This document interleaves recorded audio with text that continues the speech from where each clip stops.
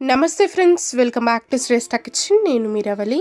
ఇవాళ ఒక tasty recipe చూపించబోతున్నాను. ఇదే మన క్యారెట్ హల్వా.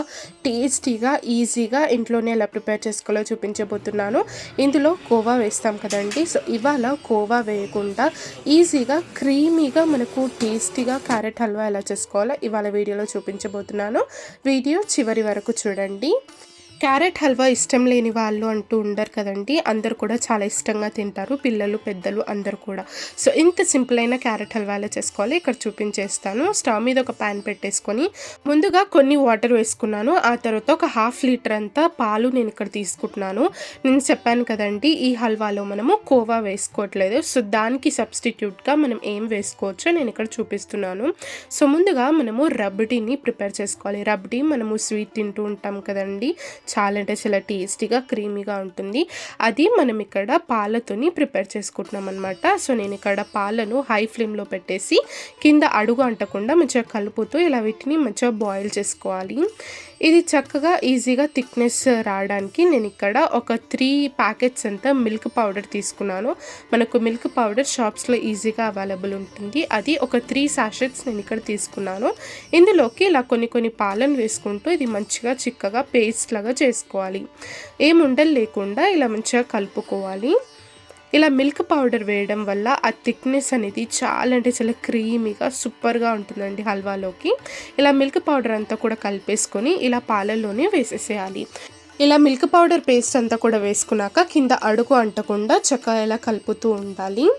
ఇలా కలుపుతూ ఉంటే ఒక 3 లేదా 4 నిమిషాల సేపు తర్వాత చూస్తే ఇది మంచిగా మనకు థిక్ కన్సిస్టెన్సీతో మనకు రబ్డీ అనేది తయారైపోతుందండి. నేను ఇక్కడ చూపిస్తున్నాను చూడండి.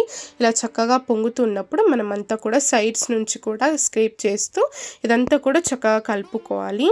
మంచి క్రీమీ టెక్స్చర్ వచ్చేంత వరకు దీన్ని బాగా బాయిల్ చేసుకొని తీసుకోవాలి. ఇక్కడ చూడండి, ఈ కన్సిస్టెన్సీ చూసారా ఎంత థిక్గా మారిందో అసలు.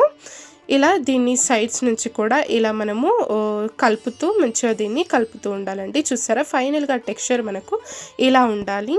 ఇలా ఉన్నప్పుడు మనం స్టవ్ ఆఫ్ చేసేసుకొని ఒక బౌల్లోకి తీసుకొని దీన్ని సపరేట్గా పెట్టేసుకుందాము.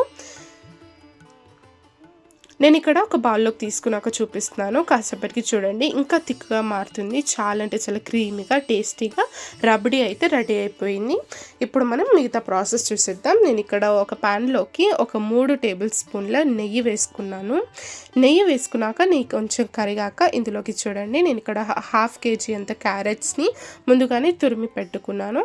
ఇలా తురుముకున్న క్యారెట్ అంతా కూడా ఇందులోకి వేసుకోవాలి నెయ్యిలోకి. ఇలా నెయ్యిలోకి వేసి వేయించుకోవడం వల్ల ఈ క్యారెట్లోని పచ్చిదనం అంతా కూడా పోయి చాలా అంటే చాలా కమ్మగా మనకు హల్వా అనేది మారుతుంది. ఇలా క్యారెట్ వేసుకున్నాక మంచిగా దీన్ని కలుపుతూ దీన్ని మంచిగా ఫ్రై చేసుకోవాలి. ఇందులోని పచ్చిదనం అంతా కూడా పోయేంత వరకు మంచిగా క్యారెట్ని మనం బాగా ఫ్రై చేసుకోవాలి నెయ్యిలో.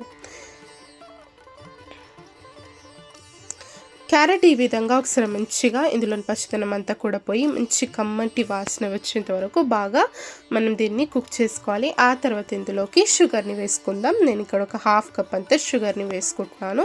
మీరు తీపి ఎక్కువ తినేవారైతే ఇంకొంచెం ఇంక్రీజ్ కూడా చేసుకోవచ్చు, లేదా తగ్గించి అయినా కూడా షుగర్ని వేసుకోవచ్చు. ఇలా చక్కెర వేసుకున్నాక ఒకసారి బాగా కలిపేసుకుని ఈ చక్కెర అంతా కూడా మెల్ట్ అయ్యేంత వరకు మంచిగా దీన్ని బాగా కుక్ చేసుకోవాలి. ఈ షుగర్ అంతా కూడా క్యారెట్కి మంచిగా పట్టేలాగా దీన్ని బాగా కుక్ చేసుకోవాలి. ఒక 2 నుంచి 3 నిమిషాల సేపు.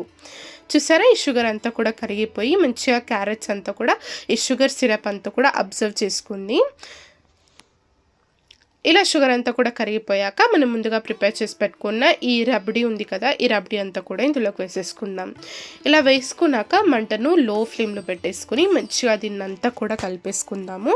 దీని ప్లేస్లో మీరు కావాలంటే కోవా కూడా వేసుకోవచ్చండి. కోవాని మంచిగా మ్యాష్ చేసుకొని కొంచెం పాలలో మిక్స్ చేసేసుకొని కోవా అయినా కూడా వేసుకోవచ్చు. కోవా అందుబాటులో లేని వాళ్ళు ఇలా చేసుకుంటే సేమ్ అదే టేస్ట్తో కోవా వేస్తే ఎంత క్రీమీగా వస్తుందో అదే టేస్ట్తో మనకు క్యారెట్ హల్వా అనేది రెడీ అయిపోతుంది. సూపర్ టేస్టీగా, యమ్మీగా, క్రీమీగా సూపర్గా ఉంటుంది. ఇన్స్టెంట్గా కూడా అయిపోతుంది. ఇలా ఇదంతా కూడా లో ఫ్లేమ్లో మనం దీన్ని కుక్ చేసుకోవాలి. ఫైనల్గా నేను ఇక్కడ కొంచెం నెయ్యిలో కాజు ముక్కల్ని మంచిగా వేయించుకొని తీసుకున్నాను. నెయ్యితో సహా ఇందులోకి వేసేసుకోవాలి. ఇదంతా కూడా ఒకసారి బాగా కలిపేసుకొని మనము ఫైనల్గా సర్వ్ చేసేసుకోవడమే. చాలా ఈజీగా సింపుల్గా మనకు క్యారెట్ హల్వా రెడీ అయిపోతుంది. ఈ వీడియో నచ్చితే తప్పకుండా లైక్ చేయండి, షేర్ చేయండి. మన ఛానల్ని సబ్స్క్రైబ్ చేసుకుని పక్కనే ఉన్న బెల్ ఐకాన్ కూడా ప్రెస్ చేయండి. Thank you.